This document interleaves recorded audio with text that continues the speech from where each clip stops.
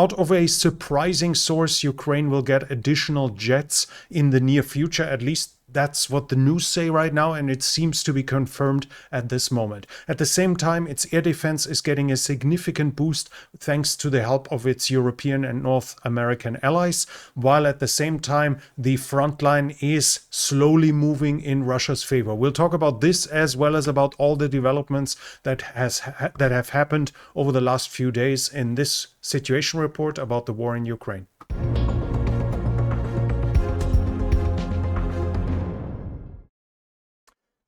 Both sides are striking the other side's military target. The claims are in each side that high-value targets have been hit.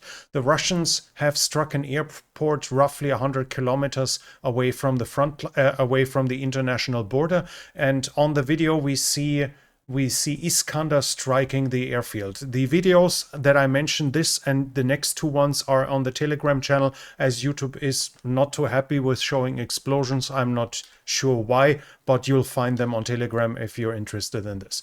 Now, the strike hits this airfield, but I think it's a high possibility that those were stored planes that are not airworthy. As we can see here, this field was used for storage. I didn't serve in the Air Force, but I've never seen storing planes like this unless it's a long-term storage. This is not how you park them if you want to continue maintenance, if you want to continue working on them. That's to store them with as little use of space as possible. So this airfield was definitely used to store planes that aren't airworthy. That doesn't mean, that the strike did not hit one that was airworthy, because that might be a perfect place to hide airworthy planes among all the wreckage. The second thing is, even if they are not airworthy, that doesn't mean they were useless, not just as decoys, but also that they might still have spare parts. They might still have parts that can be taken off and to replace damaged planes, and they can be restored. As of now, Ukraine has probably lost more Sukhoi 24 than they had airworthy at the beginning of the war, but they still have Sukhoi 24 flying. The reason for that is that they had a lot of them in airfields like this, not in flyable conditions, but they were able to restore them in the time afterwards. So even while if in this case it wasn't an airworthy plane, even while the damage wouldn't be as massive as a strike would be on an airworthy plane, it's still nothing that will make Ukraine happy and nothing that should simply be shrugged off. At the same time, on this airfield, the Russians also struck an S-300 battery from the Ukrainians. There we do know that it wasn't a decoy, because we see one of the missiles taking off after being hit by the strike, and for whatever reasons, the Ukrainians concentrated the whole battery on one point. So with two Iskanders, the whole battery was likely wiped out. Here again, while there should be barely any S-300 missiles left, and that while there might have been at least one that might not have been flight worthy anymore, at the same time, if there was a crew, that crew is a devastating loss, as they are highly trained, and the radar systems that were destroyed in that attack are also a painful loss for the Ukrainians. So again here, while we can show some coping mechanisms here, the damage still is very painful for Ukraine. The Russians also hit another Sukhoi 25 here in Kryvyi Rih on the airfield. Again, I don't know how often that airfield has been struck in the past. Here again, the video you'll find in the Telegram channel, and there we see a car driving away first. That seems to be an indication that this was an operational one that was just refueled, that was just rearmed, something like this, and the Su-25 is afterwards burning after it was hit, so it's possible that this was an operational one that was taken out, even though, again, we do not have full information, not all the details. Ukraine struck back against Russia with mostly ATACMS on the Crimean Peninsula. Here, the Russians confirmed that an attack happened. They confirmed that the air defense has worked, but again, so far it's unclear how well the air defense has worked, how they have intercepted these ATACMS, whether in the air or by simply putting their transporter launcher, erector launcher, their battery into the way of the ATACMS. The Ukrainians claim that they hit one S-300 battery and two S-400 batteries, as well as 2 to 3 radar systems. That can be true, that can be wrong. So far we only know that an attack happened, and we know that that was it. We will have to see if we see anything on satellite pictures in the near future. On the northern front, there is no additional information anymore about the situation here at Rishivka. It seems to be solved. Like, it seems increasingly that the initial claims by Ukraine were true, that the Russians simply crossed over a town that is more or less connected with a Russian town, placed a flag, and then withdrew. So it seems that the Russians have not entered permanently into Ukraine in this position. There are counterattacks continuing along the northern front. They are confirmed by both sides, but as of now, I cannot see any real results anymore. While we have some geolocalizations, at most they are in the gray zone, in the contested areas, but not in Russian-held territory. So as of now, I cannot confirm any additional gains with the Ukrainian counterattacks over the last few days. I can confirm, though, a Russian success at Ivanivka. Here, the Russians just took this town over the last few days, and now they have advanced close to the next town. We have a geolocalization here that is showing that here the Russians are more or less on the outskirts. Now, these tree lines are not on the map, but you can see it should be roughly here, more or less here. So the Russians have probably advanced by 500 to 600 meters to the west in this region. That's it north of the Seversky Donetsk. So we switch south to the south of the Seversky Donetsk on the eastern front. Now there are Russian claims that the Russians managed to capture the quarry here that is in Bilohorivka after initial claims that they had captured the town. Again, I have no proof that they entered the quarry. I have not seen visual evidence as of yet, and I did not see the Ukrainians admitting defeat yet. Where they do admit defeat, though, is at Bahmut. Here we have the Ukrainians admitting that they have lost control over Ivanivske. This was likely already under Russian control for a while, because we knew they were in the trees here. We knew they were down here. So far, the Ukrainians still claim that this was gray zone, though this has changed now. So I'm not sure there's actually a fresh development or more an adjustment of the maps, but at least the Ukrainians by now admit that they have lost full control or fully lost control over Ivanivske. We have something further north, though, and here the Russians managed to advance roughly until here.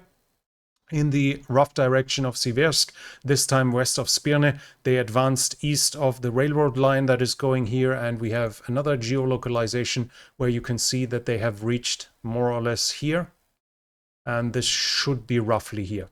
So probably an advance by 1 kilometer to the north here. That was it from this area. We switch over to the region of Avdiivka. Here we have an additional advance at Novo Oleksandrivka.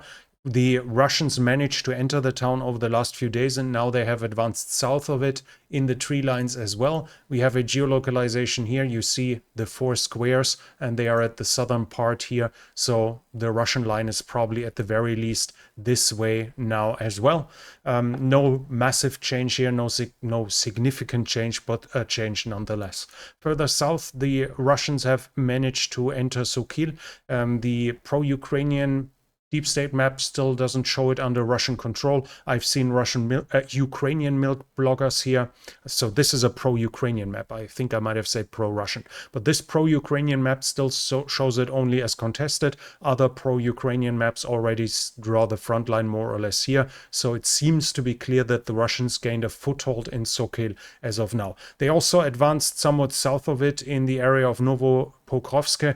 They took the tree lines here and some tree lines here, so more or less straightening out the front line. No massive advance here, but they gained some additional ground. They managed to take additional ground. Further south, I have no change. Not at Krasnohorivka, which is here, not in the southern area here. So there were some counterattacks in this area, but I cannot see that they have fundamentally changed anything. Here again, it seems like the Russians are probably up to here at that point. This tree line was at least partially in the meantime at some point Russian occupied. Whether it still is unclear. There's visual evidence of a Ukrainian M2 Bradley driving along here and attacking it, and disembarking infantry. So this tree line might actually be back in Ukrainian hands, but the fighting here, I do not see any significant change over the last few days. We have some, though, in Uroshaine at the Oblast border, and here the Russians have advanced as well. They have gained ground and are now in these houses here. So this is Uroshaine, and they are now here in this part. So definitely into Ukrainian held territory. The southern part of Uroshaine should now be in Russian hands, as well as the area west of the river also in Russian hands. Whether there are still Ukrainian troops in the northern part of Staromayorsk is not fully clear to me, even though it's possible. But while the majority of Staromayorsk has fallen, the majority of Uroshaine is still in Ukrainian hands.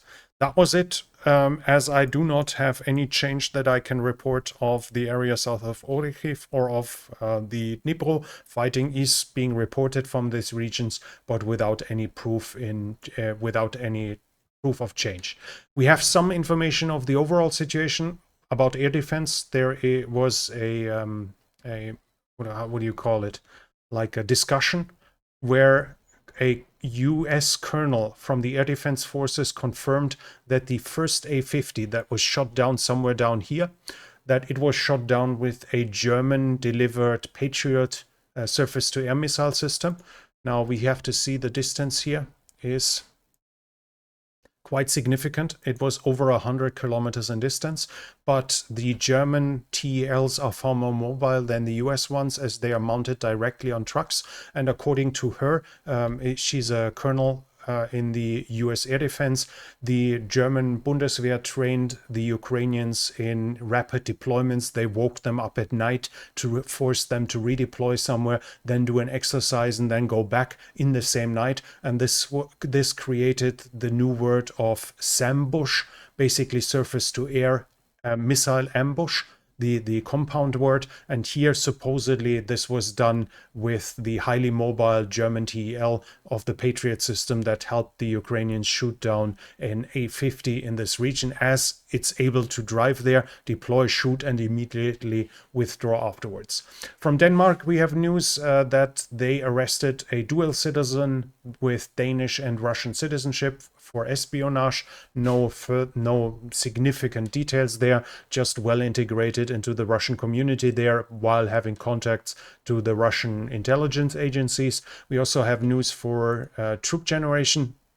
According to German media, Moscow is enticing foreigners more and more to fight in its armed forces. Here we have the report that Sri Lanka is missing 800 men, or they are claiming that 800 men were hired by the Russians under false pretense. So they did not know that they were meant to go to the front line, but they were sent there, and in total it's 800 men, so basically a battalion.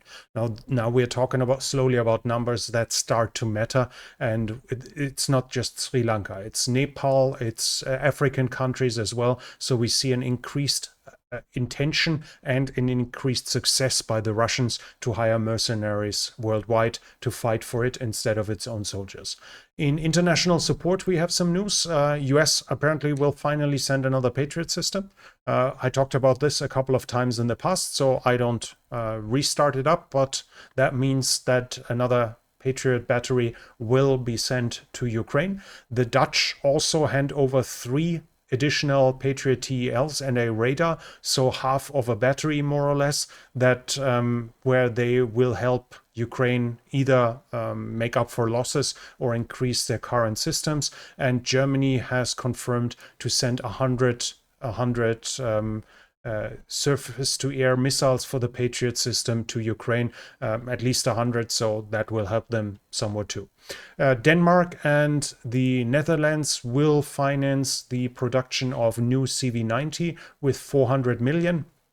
So that should be at least 10 to 15. probably a lot more, probably 40 to 50 in the ballpark of this, that are actually now new IFVs that are being produced for Ukraine. So very good news in this regard. Thales, the French company, the French defense contractor, has said they signed a contract for a second Control Master 200 radar system that is for air defense, also for Ukraine. The United Kingdom and Lithuania have started an offer for companies for FPV drones for Ukraine. So they want to basically buy them for Ukraine in the international market, and companies can compete for that. Estonia has handed over additional Mistral manpads, so surface-to-air missiles that can be held by an individual soldier. European Union is giving Ukraine in July 1.6 billion in profits from frozen Russian money. That is now being given. And the biggest news in international support, that is that we have here from Argentina. According to that, the new Argentinian president, Javier Milei, is giving Ukraine additional aid. They have already handed over 2 Mi-171 transport helicopters that were in the Argentinian inventory, and now they want to give them Super Étendard. Now, this is an interesting thing, because that's another plane that is being given. It's another aid from South America. Latin America, only one country has given Ukraine so far some military aid so far, and that's Argentina. The rest has stayed out of it. So another big step. The question is, though, what will it be used for? We are talking about a plane that's completely obsolete. It's a strike plane, so not an air-to-air fighter. It barely can scratch the speed of sound, so it's not really a fast supersonic plane. It only carries 2 tons of ammunition. It can't carry long-range air-to-air missiles. Its main role is as a strike plane against ships, where it uses the Exocet missile, which is a fairly light missile. I don't think Ukraine really needs that. It could probably be used to drop glide bombs, but at the same time, it's it causes the requirement for new pilot training, a completely new logistic systems. All of this for 5 planes. That's all that Argentina has promised Ukraine, and they are not even giving it as a donation. They want something in return from France. They hope for some helicopters in return, and so on. And that's the next thing, because those Super Étendards aren't even in flight-worthy condition anymore. Now, France has some themselves. They are now have been taken out of service in the French Navy. Probably some are still on storage, so they could increase the number, but that still doesn't change that there is very limited use of this plane for Ukraine, because its strike capabilities are just too small. Now, I have one reader who commented on Twitter who gave me another idea, and that might actually be the only use where this plane might make some sense, and that's aerial refueling. The Super Étendard can do air-to-air refueling with pods, and while the F-16 takes the US Air Force system, where there's a boom going down into the back of the plane, the Mirage 2000 has that probe in the front, which can be used in this regard, and this would turn those basically into aerial tankers for the Mirage 2000. That is important because it increases the range of the Mirage 2000, so they can operate from bases far further back and don't have to land and refuel, which is an increased risk. We just talked about strikes close to the front line, just 100 kilometers away from the front line right now. So increased range would be an advantage. It also would probably mean that you could have less trained pilots on it, because if they only meant to operate 300-400 kilometers behind the front line, whatever, let's say in this region here, then probably you can cut down on air-to-air training for them. Maybe it's for that, but the question is, how much effort is even needed to make them airworthy again, and is that really worth it? So maybe as an aerial refueling plane, but it can't be used to refuel F-16. It can only help with the Mirage 2000. So while it's probably good news that they are being offered new planes, at the same time, it's kind of questionable of the actual value will be kind of questionable, unfortunately, nonetheless. And Rheinmetall has announced that they are going to have the production of the Lynx IFV is going to start in Ukraine this year still. Impressive news Obviously, the two big questions is how are they going to save it from being bombed? The Russians have, with Kinzhal and Iskander, they have ballistic missiles that are hard to intercept, possible but hard to intercept, and can strike all over Ukraine. Maybe it's underground, that could be possible, that would solve this issue. So the second question then would be in what numbers. Obviously, Ukraine will not produce them from every screw upwards.